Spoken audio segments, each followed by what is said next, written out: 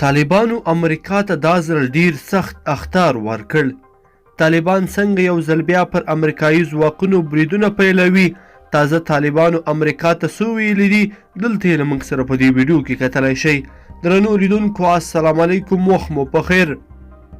طالبان وایي که امریکایي ځواکونه ونوځي بیا پرې بریدونه پیلوو. ځینو طالب مشرانو دا نوم نه ښودلو په شرط رسنیو ته ویلي که چیرې له هوکړې سره سم د راتلونکي زیږدیز کال تر مې میاشتې پورې د امریکا نوی منتخب ولسمشر جو بایډن خپل ځواکونه له افغانستان څخه ونه باسي، په ځواکونو به یې بیا بریدونه پیل شي. دوی ویلي چې هیله لري د جو بایډن اداره د تیر ولسمشر ټرمپ د ادارې د پلان سره سم ځواکونه له افغانستان څخه وباسي. امریکایي څېړونکي بیا وایي ممکن جو بایډن ځواکونه له افغانستان څخه وباسي، خو د دوی په خبره بایډن په بشپړه توګه د ځواکونو له ویستلو سره خوښ نه دی او له وخت مخکې به اقدام ونه کړي. په ورته وخت کې ځینو امریکایي پخوانیو پوځي چارواکو له جو بایډن څخه غوښتي وو چې د ځواکونو ویستلو لپاره د طالبانو ته د اوربند شرط وړاندې کړي او که طالبانو ونه منله بیا د ځواکونه ونه باسي.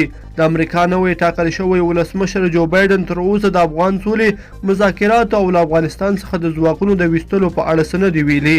طالبانو دا خبره داسې مهال کړې چې اوس مهال دوی او امریکا یو بل سره د سولې په هوکړه کې دي او له ډېرې مودې راهیسې پر یو بل بریدونه درولي، خو لا هم د طالبانو د ورانکاریو په زیاتېدو سره امریکایي ځواکونو وخت ناوخت د طالبانو پر وړاندې جګړه کې له افغان ځواکونو سره مرسته کړې ده.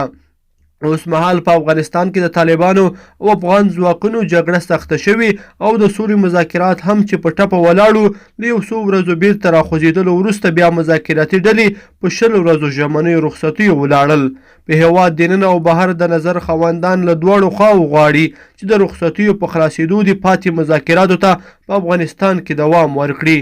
دوی وایي یوه ناسته دي د افغان حکومت په خوښه د افغان ځواکونو تر ولکې لاندې سیمه کې او بله ناسته دي د طالبانو تر ولکې لاندې سیمه کې وکړي، خو تر اوسه دواړو خواو د مذاکراتو بیا ځلې پیل او ځای په اړه تازه څه نه دي ویلي.